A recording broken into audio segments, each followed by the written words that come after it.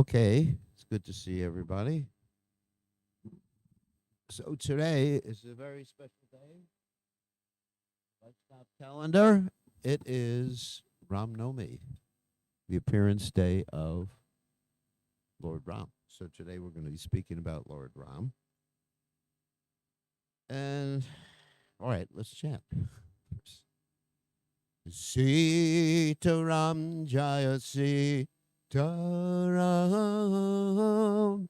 Sita Ram Jaya Sita Ram.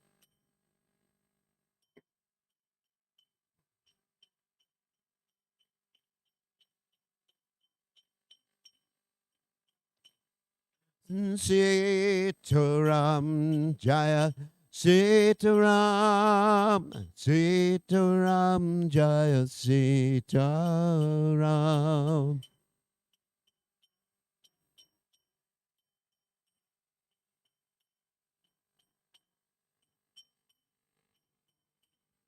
Raghupati Raghava Rajaram Patita Pavana Sitaram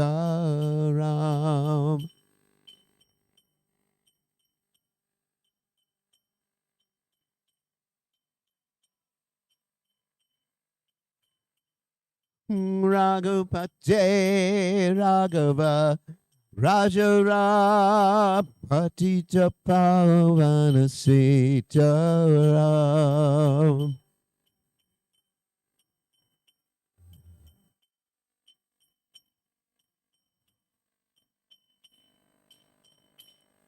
Shri Ram Jai Ram Jai Jai Ram Shri Ram Jai Ram Jai Jai Ram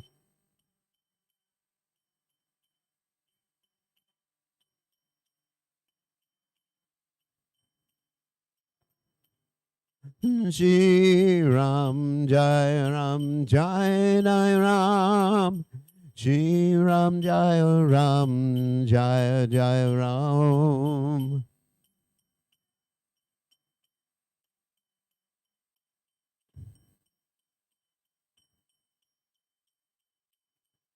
Sita Ram Jaya Sita Ram Sita Ram Jaya Sita Ram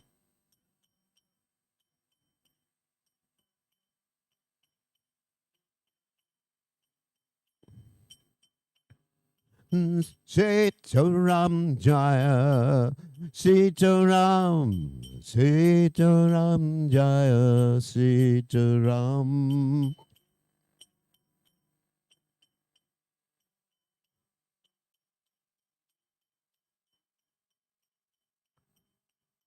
Raghupati Raghava Rajaram Patita Pavana Sitaram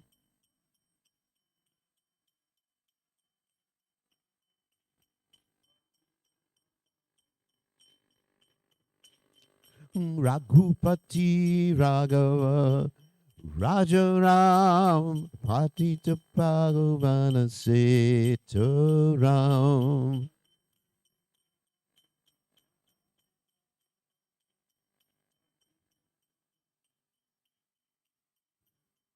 Sita Ram Jaya Sita Ram Sita Ram Jaya Sita Ram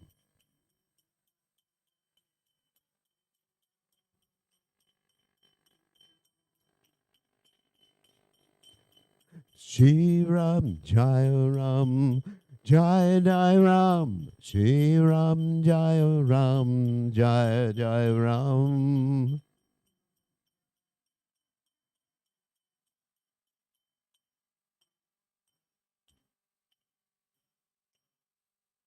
Jai Om Paramaham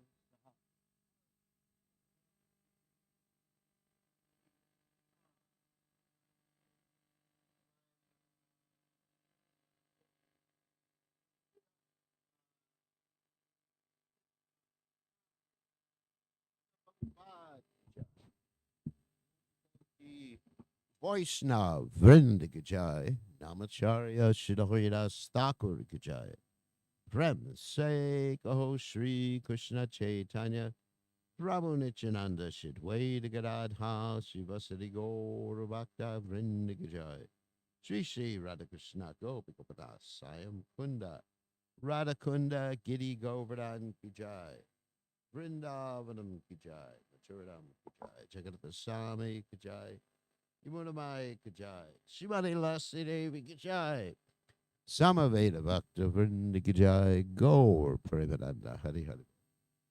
All glories to the assembled devotees. All glories to the assembled devotees. All glories to the assembled devotees. All glories to Shri Guru and Gauranga. Srila Prabhupada Ki Jai. Gaur Premananda Hari Hari. Okay. So, Omagana Timidandasha Gananjana Shalakya Chakshur Meditam Yena Tasmai Shri Gurave Namaha. So, to start off today's class, it's tonight for some of you, we want to read a verse from the Bhagavatam, 9th canto, 10th chapter. I think it's the second or third verse in the Srimad Bhagavatam, where Srila Prabhupada writes about the pastimes of Lord Ram, and then we'll speak a little bit about the pastimes after I read this verse. So, Om Namo Bhagavate Vasudevaya. Om Namo Bhagavate Vasudevaya. Om Namo Bhagavate Vasudevaya. Maybe someone could turn the heater down a little bit. It's a little hot in here, isn't it? It's kind of hot. It's like a sauna bath. Phew. So I'll just read the verse since you don't have it on the screen. Tasyapi Bhagavan Hesha Sakshad Brahmanaiho Harihi Amshamsena Chaturda Gat Putratvam Prartita Surai Rama Lakshmana Bharata Shatrugna Iti Sanghiya. And so, I guess we'll read the word by word. Synonyms. Tasha, of him. Maharaj Dasharatha. Api, also. Bhagavan, the Supreme Personality of Godhead. Esha, all of them. Sakshad, directly. Abrahma Mayaha, the Supreme Vara Brahman,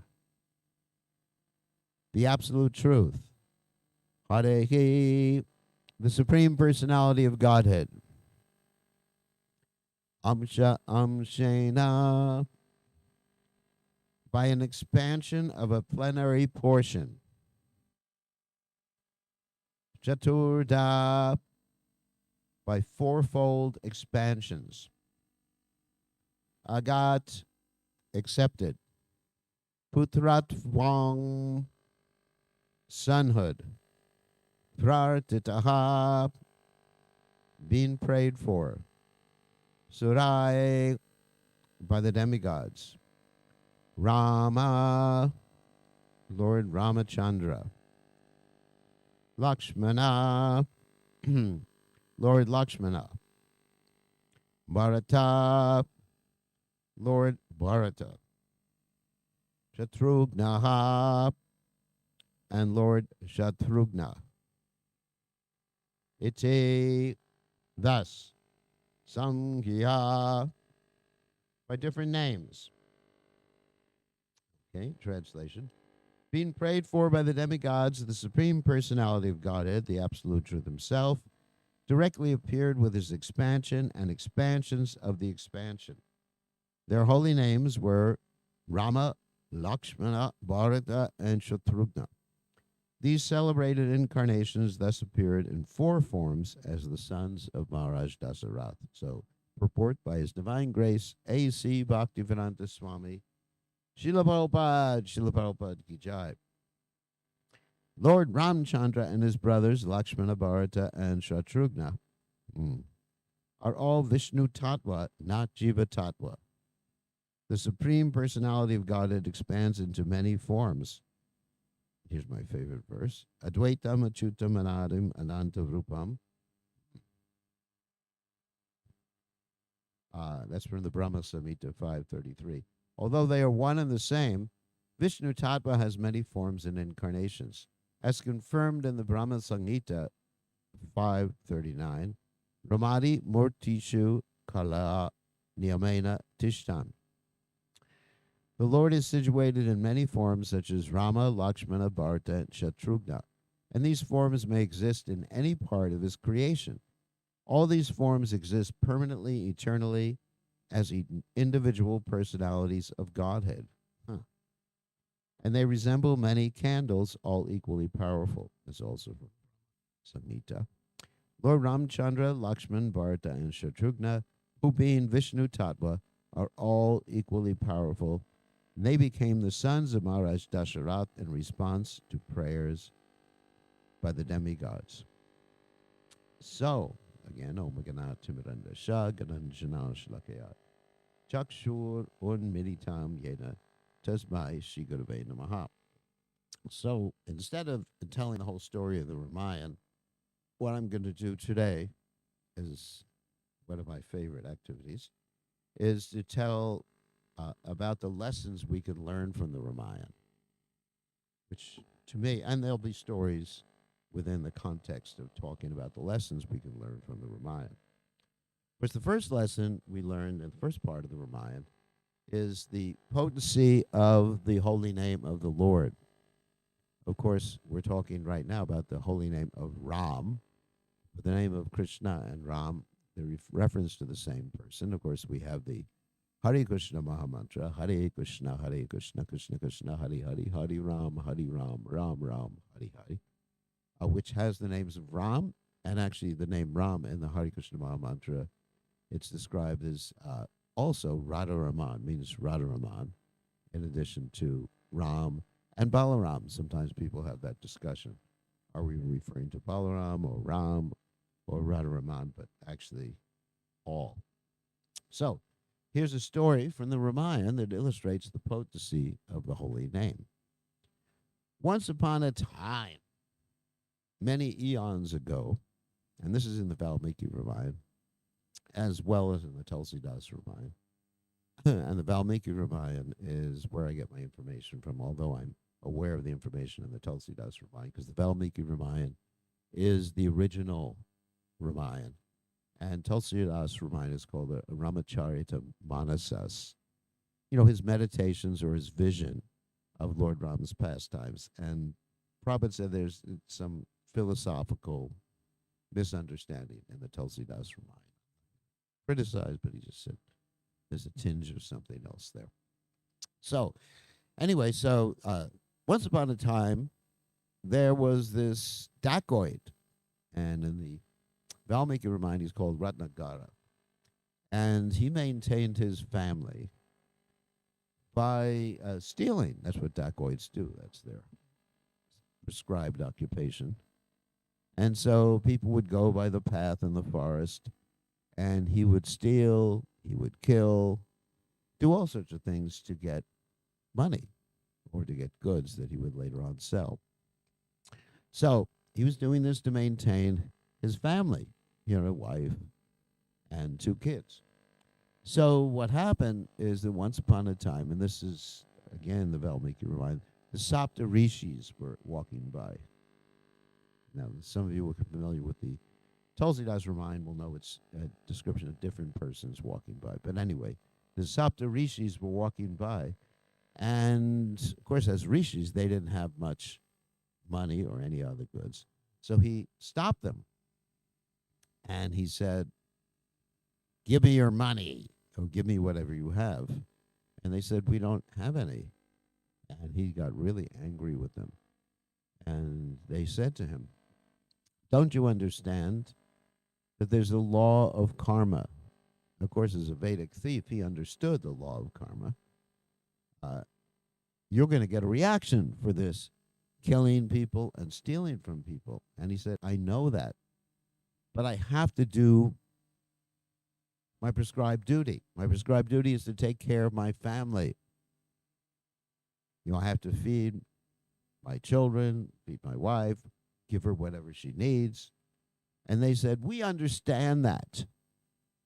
However, because you're accepting this karma, are you willing, or are they willing, to share part of your karma? And he said, of course they are, because they love me.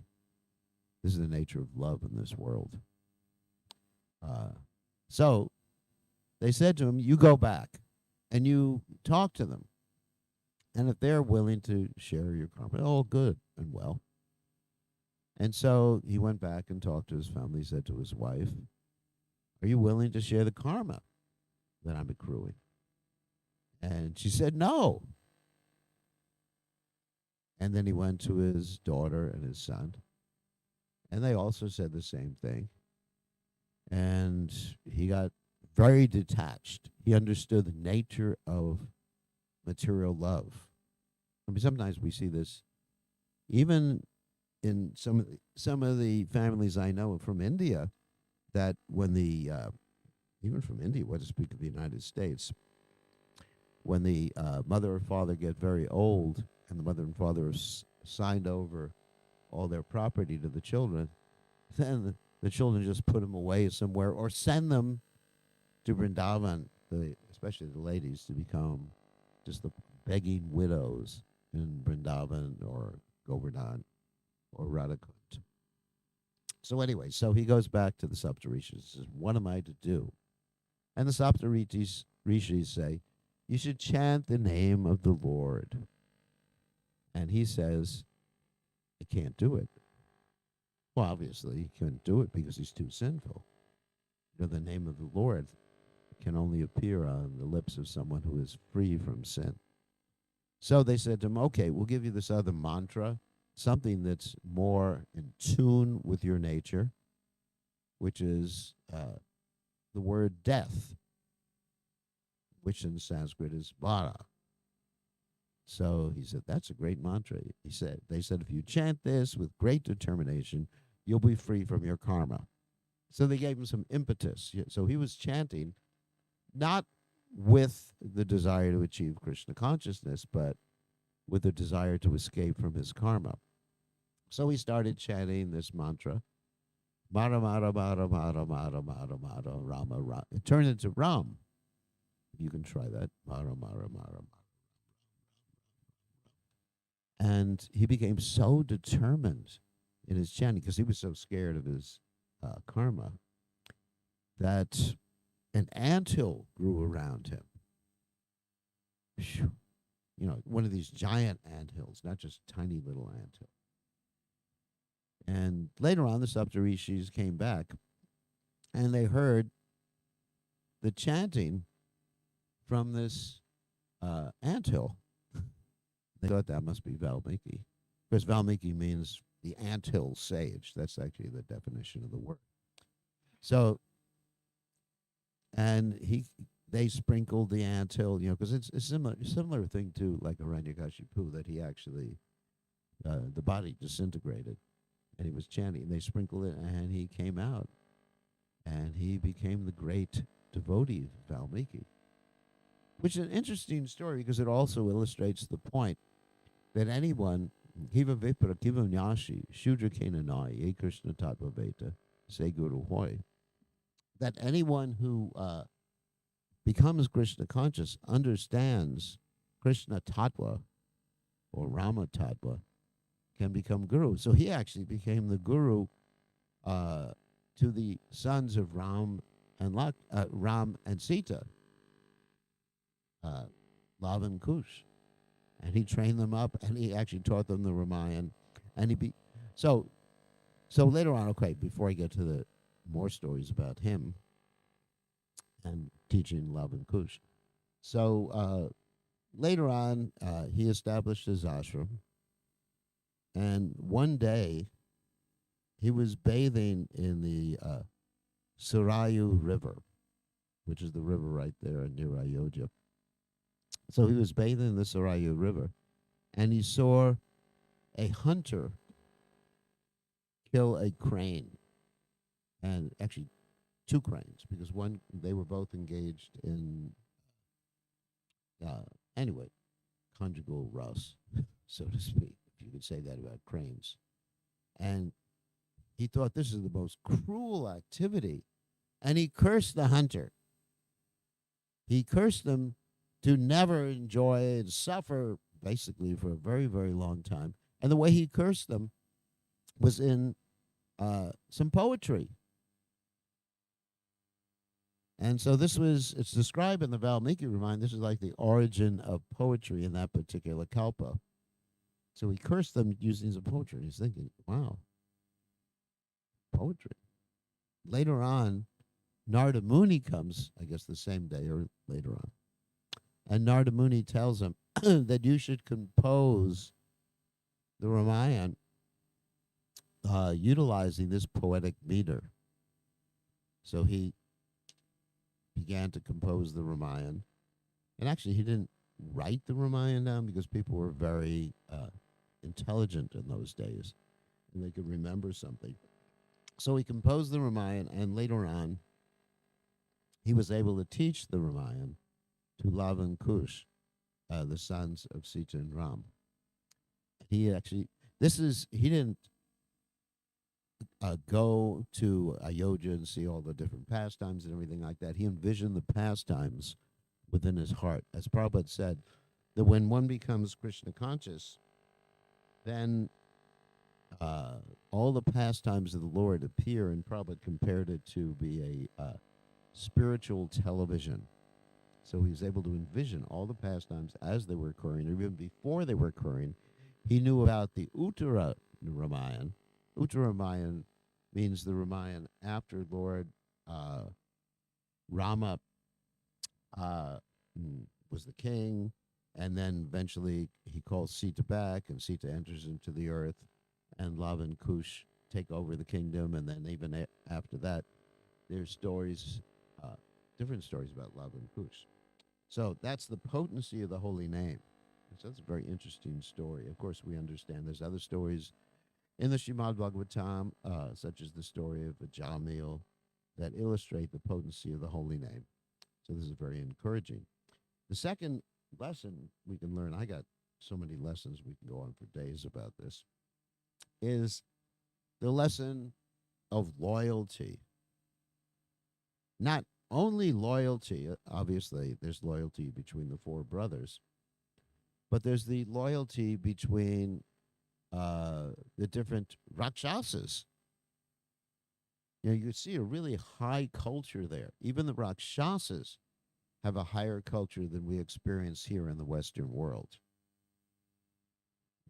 Generally, in the Western world, if someone makes a promise, you're more than not likely to have them break the promise. You understand? And actually, Prabhupada experienced that, and we all experience that. You know, the divorce rate is very high, and just it's very hard to trust people nowadays. So, let's talk about some of the Rakshasas' loyalties to each other. First, the one I want to talk about was Indrajit, who was the son of Ravana. And, of course, between Ravan and Indrajit.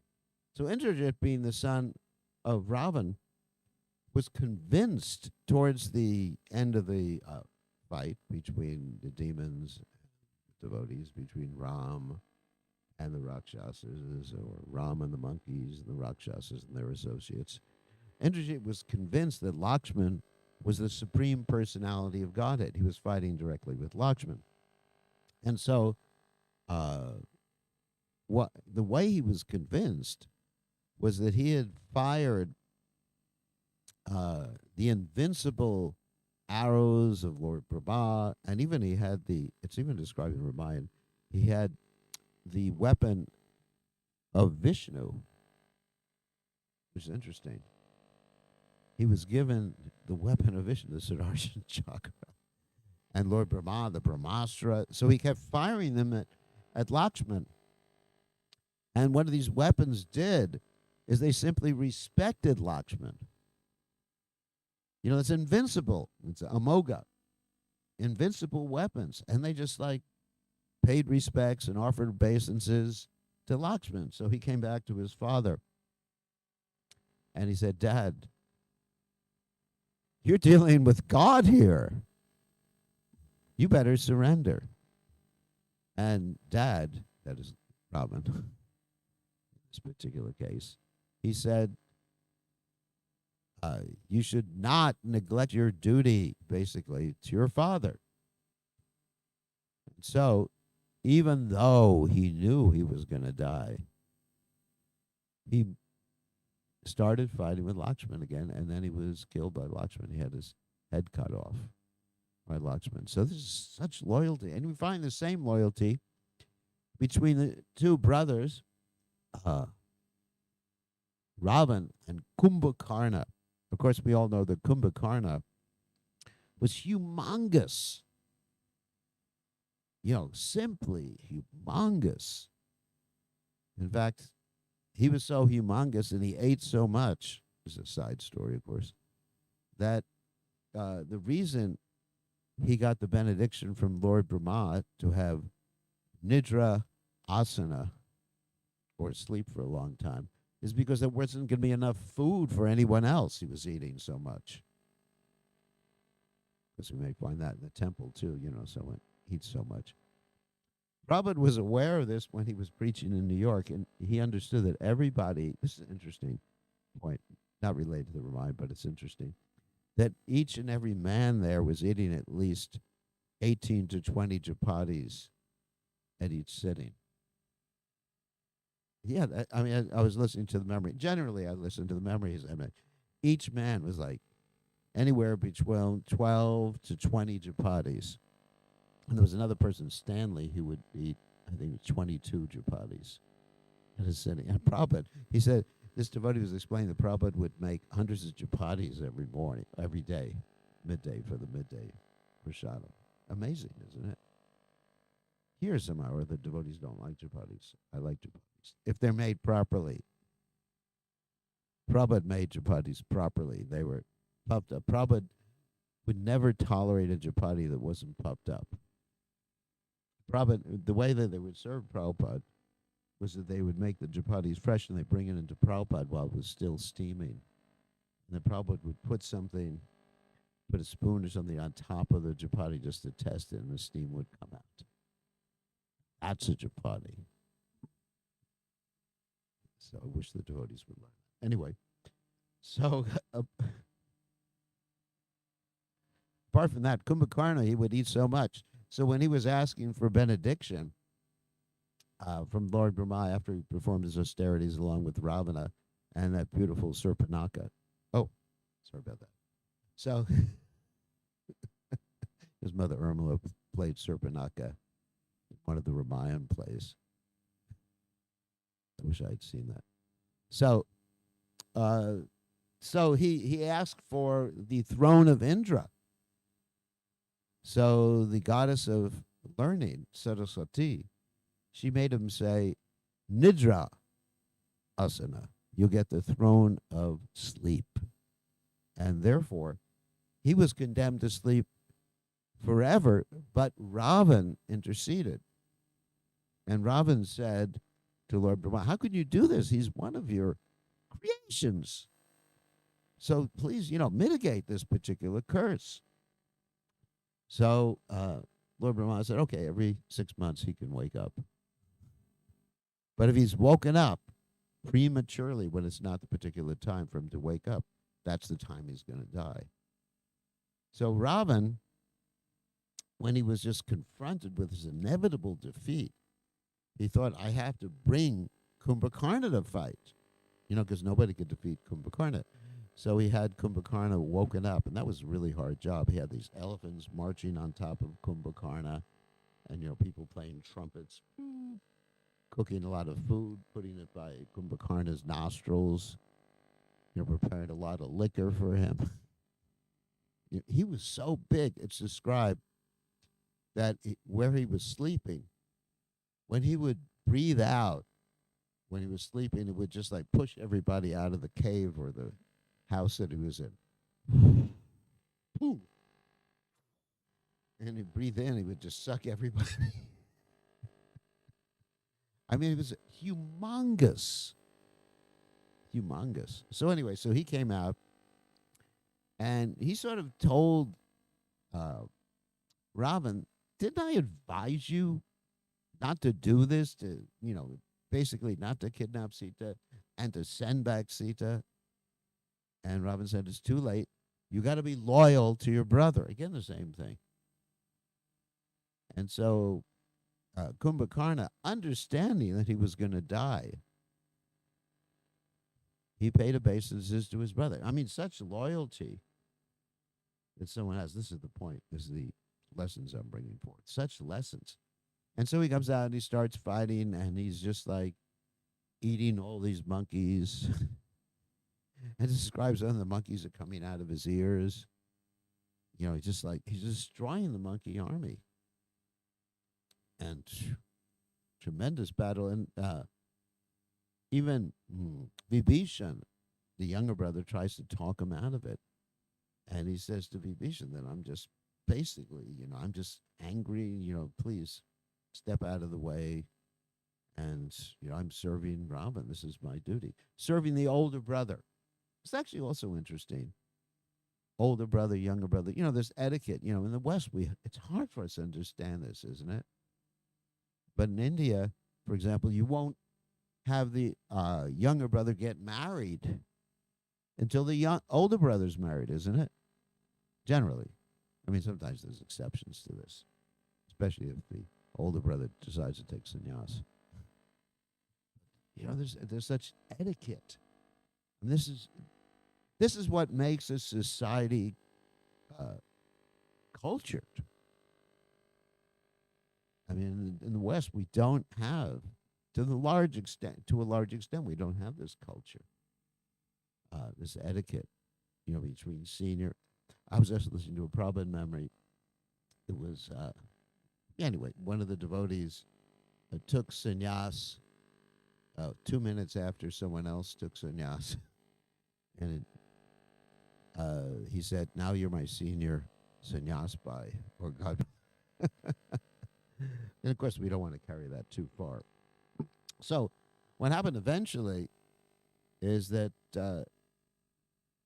he was killed by Ram, and Ram cut off his arms and basically his head and threw him into the ocean. So, but he sacrificed everything for his brother, and of course, the typical example of loyalty. Most important is the loyalty between the four brothers, Ram, Lakshman, Bharata, and Shatrughna.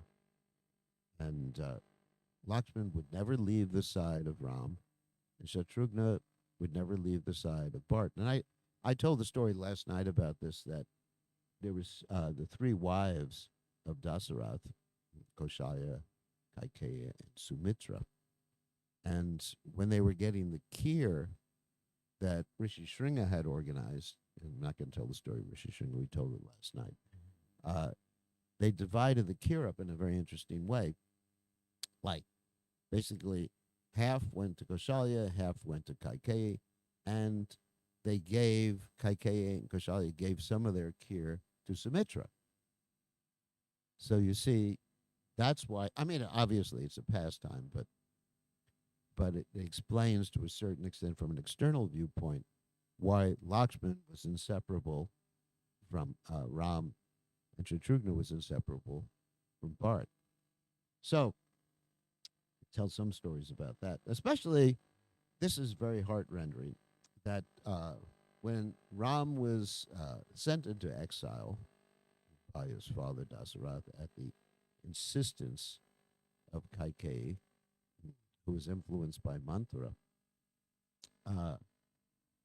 then Bharat, when he came back, because he was staying with his uncle, Bharat and Shatrughna, first of all, Bharat rejected his mother. Now, sometimes we see that brothers, they even kill their other brothers, or they kill their father, or they imprison their father in order to become the next king. Mm. Obviously, this happens quite often in the Muslim, I wouldn't say Muslim society, but at least in India, with Aurangzeb, isn't it? He imprisoned his father, and he killed his brothers just so that he could become the king. So Bart, when he came back and he found out what his mother Kaikeyi had done, he rejected Kaikeyi. He said, "You're not my mother." Such loyalty. Of course, you may say, what's the loyalty between Bart and his mother? Well, there was the loyalty between the four brothers. Because if the mother does something like that, she's no longer considered like mother. There's this particular point where someone violates etiquette or violates spiritual practices, then that person can be rejected in that particular position. It's really important to understand it. So he said, "You're no longer my mother." And Shatrughna, he almost killed Manthara. It's described that she was walking around. Manthara, of course, was the one who influenced Kaikeyi to influence Dasara to ban Ram. So she was walking around with all these jewels that she had gotten because she had been given these jewels by Kaikeyi, because Kaikeyi was so pleased, so-called pleased, so pleased with what Manthara had done to tell her that actually Ram would banish Bart, which is untrue. Banish Bart and then turn Kaikeyi into a servant. She actually just whipped up this frenzy into Kaikeyi's Kaikeyi's consciousness. So you see, by bad association, that's actually another lesson. By bad association, here was Kaikeyi, who actually loved Ram just as much, or perhaps even more than her own son. Because when she first had this conversation with Manthara, she said, "That's ridiculous, Manthara.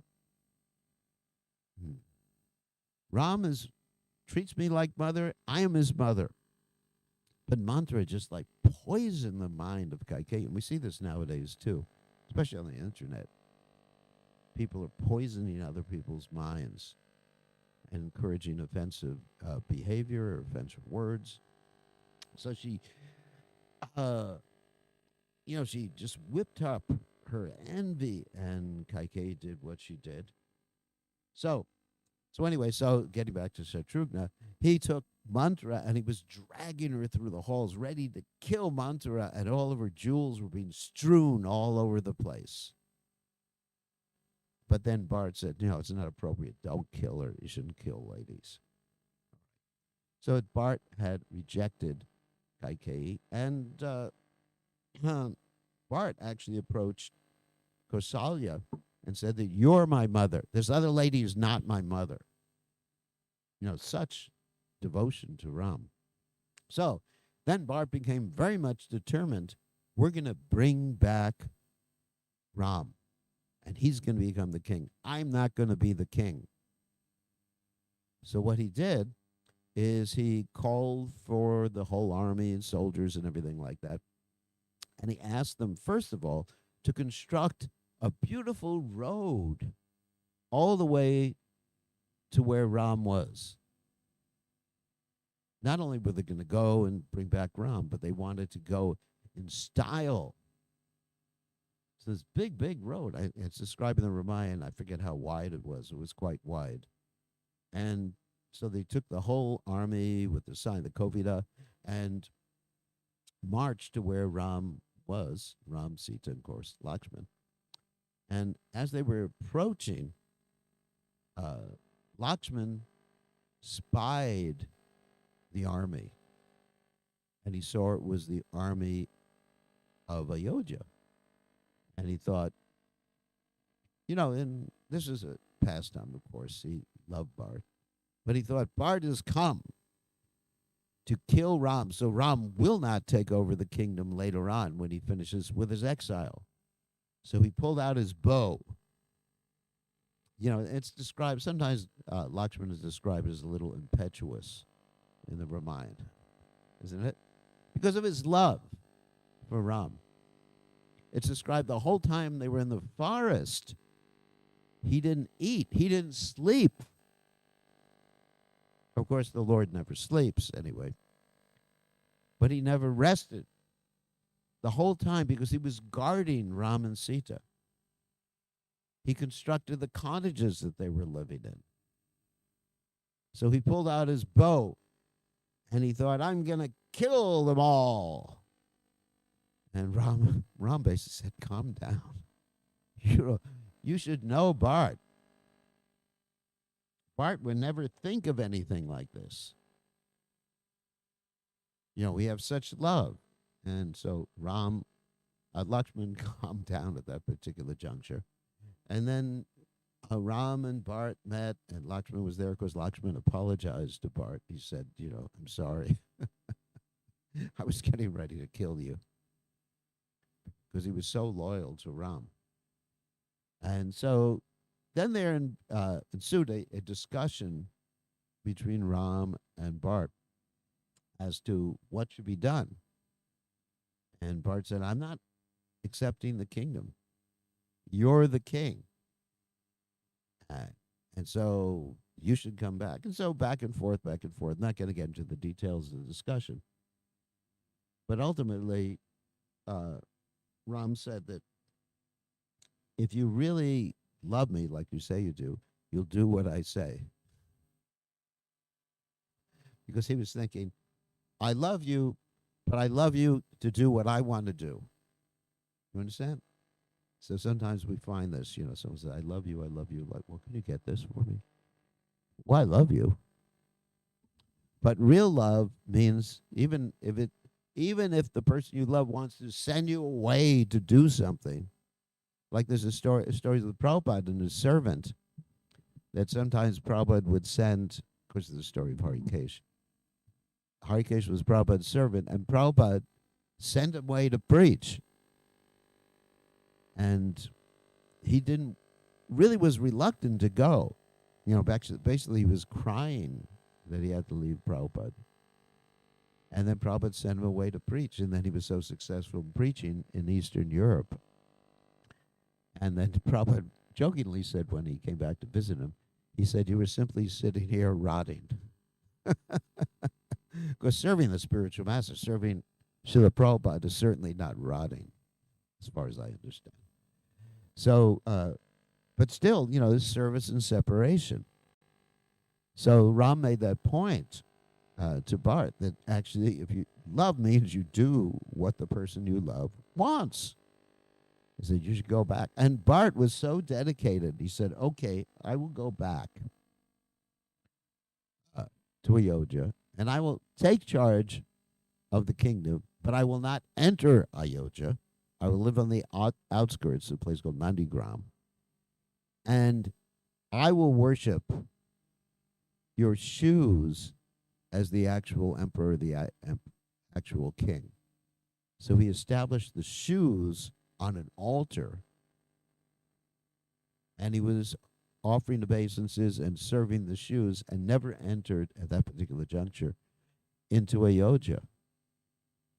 Amazing dedication, isn't it? I mean, no greed, no lust, just the desire to serve his brother. And not only that, while he was outside of Ayodhya, he was living under the earth, because Ram, who had taken a vow of austerity, was sleeping on top of the earth. Of course, Lakshman used to put some leaves there so he'd have a soft place. So Bart did not want to be in a higher position, even in regard to the earth, than Ram. So he had like a trench dug, and he slept under the earth. Amazing. Just amazing, Bart's dedication. And he took a vow his vow was that if Ram doesn't come back, when the day on the actual day that the exile is finished, I'm gonna jump in the fire. Can you imagine such love and dedication?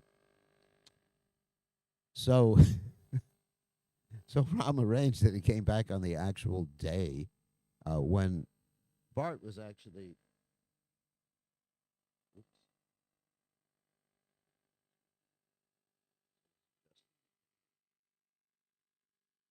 So when Bart was actually circumambulating the fire to jump into the fire,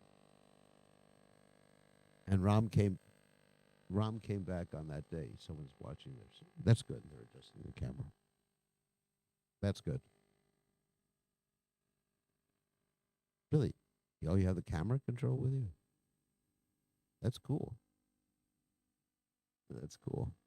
So Ram came back, and not only did Ram come back on the actual day, but he was afraid that Bart was going to jump into the fire prematurely.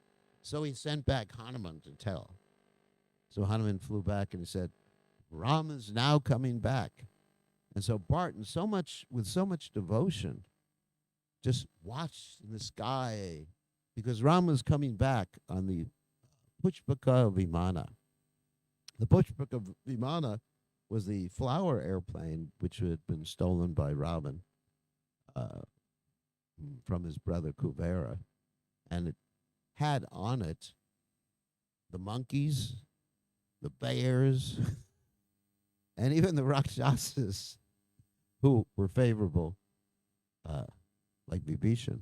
They were all coming back. It could expand or contract according to what was needed. And it came back, and then Ram and Lakshman, Bart and Shatrughna greeted each other, and they're very happy. So that's a story of loyalty. And another lesson we can learn is the lesson of Dharma. That's a really important lesson from the Ramayana. And one story about Dharma is that Ram, and this is a heart-wrenching story. Of course, Ram was in charge of the kingdom, and there was some criticism going on because Ram had done something according to the etiquette or the culture then that was considered improper.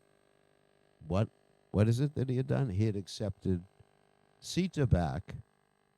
I'm not sure if I agree with this particular cultural item, but he accepted Sita back after she had spent almost a year in Ravana's kingdom. Of course, Ravan never went close to Sita Devi. Even Sita Devi wasn't even there. It was Maya Sita, who was and the real Sita was taken care of by Agni during that time. So, plus, even Ravan didn't go near Maya Sita, because Maya Sita held this blade of grass and said, if you come near me, if you approach me, then you'll die. And Ravan was sort of afraid because previously he had actually forced himself upon Ramba, one of the Heavenly Society girls, and her husband, who was Nala Kuvera of the fame of Nala Kuvera. Remember that story from the twin Arjun trees, Manigriva, Nala Kuvera. So anyway, he cursed Ravan to die next time he forced himself upon a lady. So Ravan really respected curses. So Ravan, so what happened is that because Sita Devi apparently was with Ravan for a whole year, it was not considered proper for Ram to accept her back in the kingdom. As I said, I don't necessarily agree with that particular cultural item. And Ram was being criticized. The main thing is that Ram was being criticized. And being criticized is not helpful if you're a king. In fact, the king, in those days, the king or the emperor, would allow the citizens to directly come to him if they had any complaints.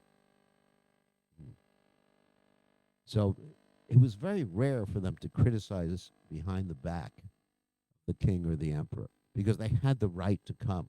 In fact, there's some descriptions in the traditional Indian kingdoms, even in historical times, that the kings would actually have like a bell at their palace where anyone could come and ring. And then, of course, even there's that story in the Ramayana of how a dog came and complained. A very interesting story in the Ramayana. To Ram, this dog came to the gate of the palace and said, I have a complaint. Talking dog.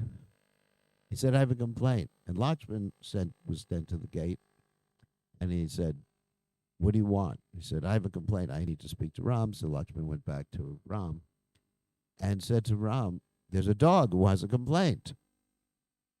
Okay. And what should I do? And Ram said, let him in. This is quite interesting because the king or the president or whatever is considered to be the protector of all the praja. Prabhupada makes this point many, many times, of all the entities in his kingdom, not only the entities in human bodies. So Ram says, bring him in. So the dog comes in and says, I have a complaint. And Ram says, okay. And then dog Abacha.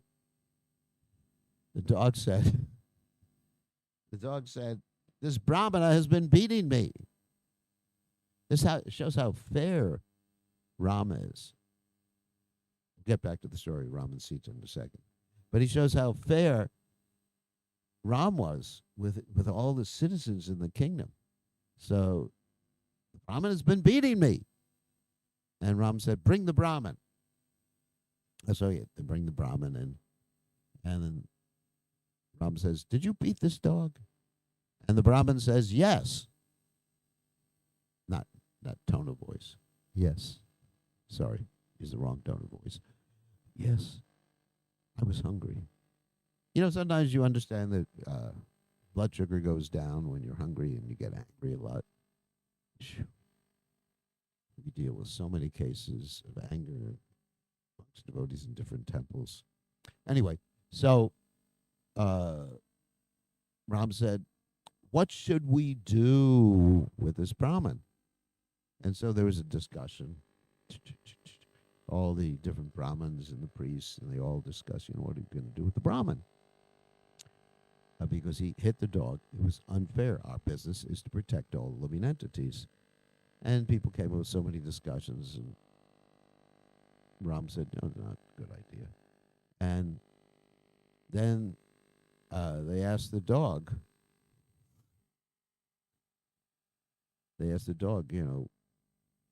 what should we do with the Brahmin?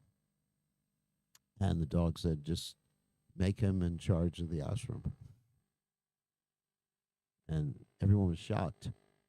What do you mean, make him in charge of, ashram or something like that? And then Ram said, let the dog explain. So the dog explained that previously in my last life I was in charge and there were sinful activities going on in the ashram, and I'm responsible for the sinful activities. That's scary.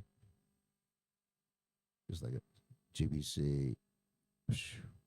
Prabhupada said if GBC makes a mistake. Anyway, I'm telling you what he said. I'm not going to repeat it another time and scare me.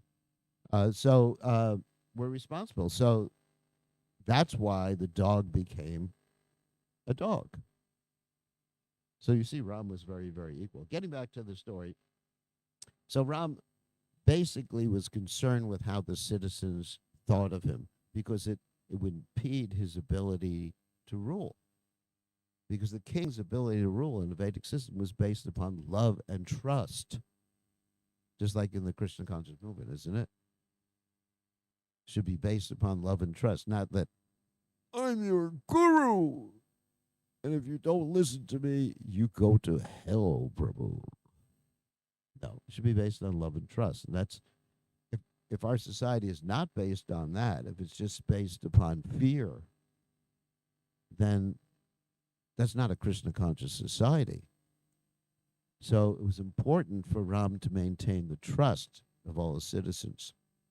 So in order to maintain the trust of his citizens, following the Dharma, because the Dharma of a king, we're talking about Dharma, the Dharma of the king is to consider all the citizens equally, not to be partial to his children or his wife. They're all his praja. Praja means like those who were born, isn't it? Or your sons or daughters. It's interesting, isn't it? They're all his sons and daughters equally, because if he discriminates, he's not a king, a proper king. He's like the modern day kings, presidents, prime ministers who send money to a Swiss bank account. I'm not saying the president does that in the United States, but that's the modern society.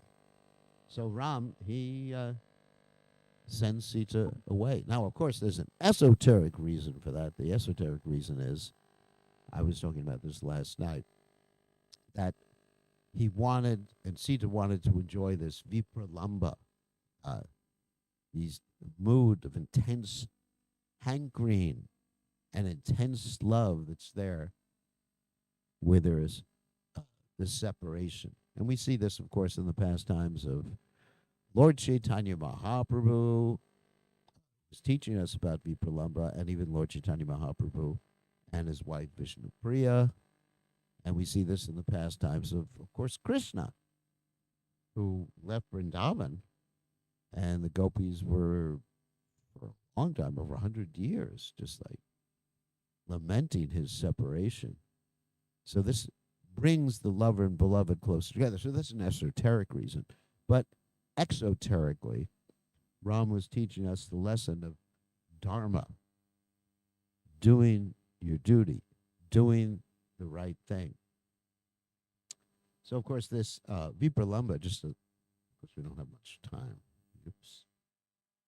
This Vipralamba was taught in different interactions too. There's the Ram and Sita, which I just mentioned. There's Ram and Dasarath. Dasarath actually died, feeling separation from Ram. And of course, that was also because he was cursed, because he had killed this young man. He was using his arrow and firing the arrow, thinking he was firing at a deer drinking water, when it was actually a young man who was actually getting water for his parents, his blind parents. So he killed the young man. Dasarath, by accident, killed the young man, and the young man's parents cursed Dasarath to die, feeling separation from his son, just like they were dying, feeling separation from their son. So, but in any case, that's the mood of separation, tense vipralamba, which Dasarath was experiencing. And also, anyway, we mentioned Lakshmi Priya and Lord Chaitanya and Krishna and the gopis, etc. So that's another lesson we can learn about vipralamba. So I guess that's it. We have another 20 more lessons to learn, but we only went through 3 of them today. So all glorious to His divine grace, Srila Prabhupada, Sita Ram, Lakshman, Hanuman ki jai.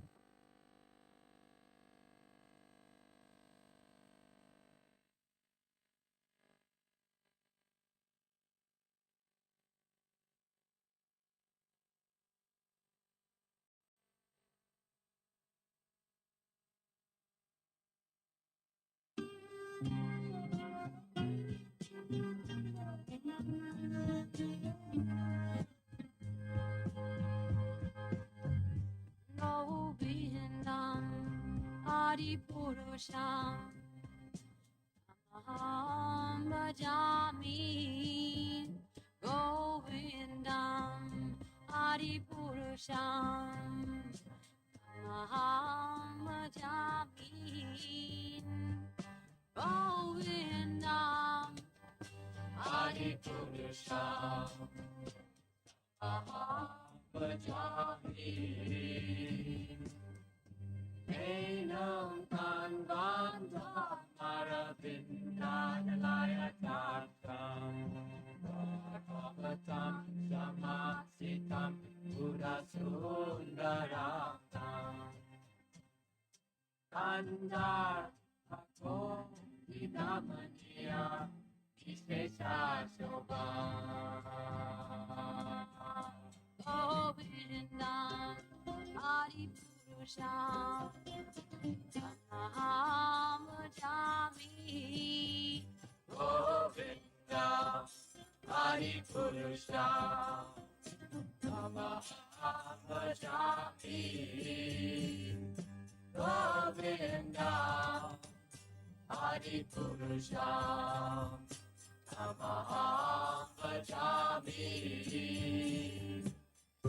Andani Yasa Sakale Priya Priti Manti Vasyanti Vikayanti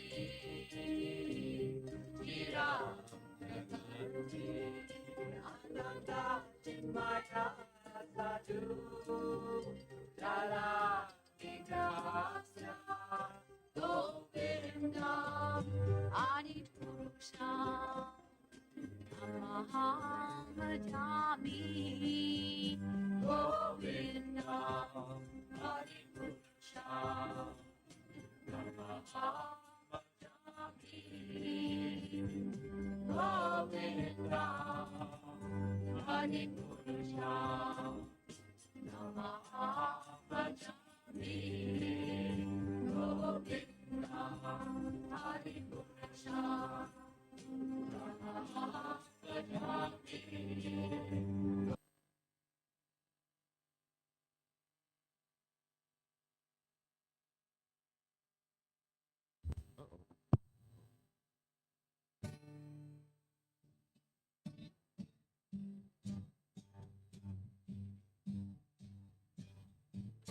Namahom Vishnu Krishna Prastaya Bhutale Shimate Bhakti Vedanta Namaniti Namane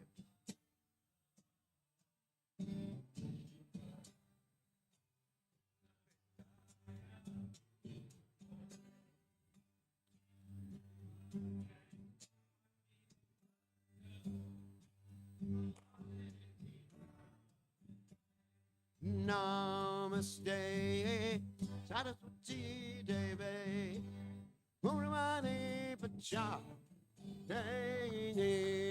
Devasesha Shunyamade Pasachagade Sacharan